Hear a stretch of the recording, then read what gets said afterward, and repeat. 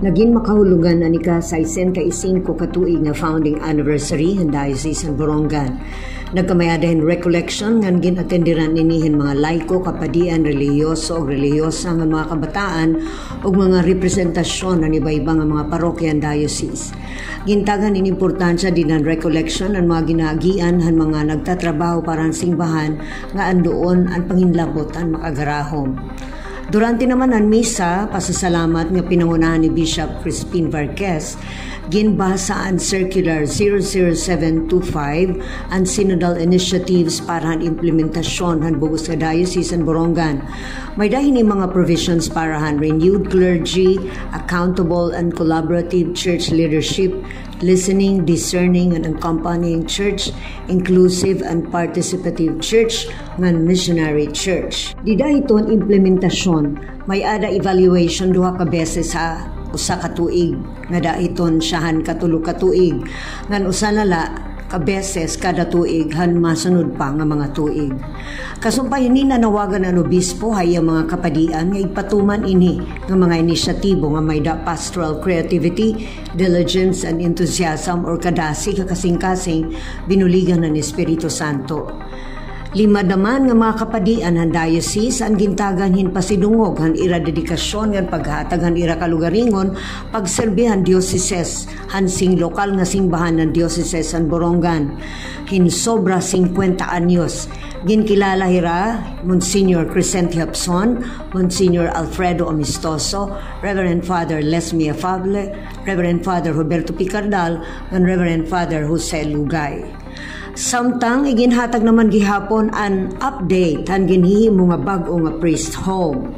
Naabot hin 27,510,072 and 83 centavos. Ang kabugusan han nalikom. Sumalay niyan report ni Reverend Father James Abella, Caritas Director and Secretary to the Bishop.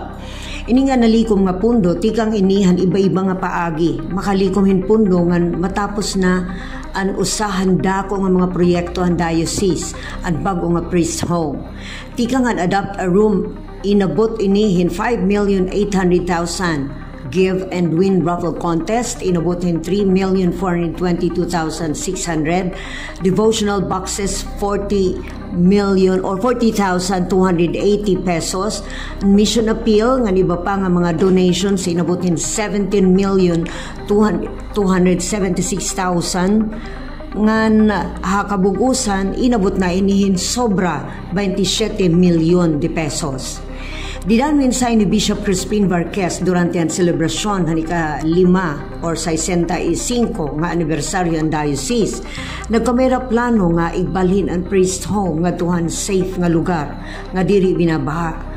Kay kun mahinulog duman ng tuig 2014 durante ang Bagyo Ruby, linapuas ang tubig Haloong River nga nasulod ang priest home dito haluyuhan Seminario de Jesus Nazareno.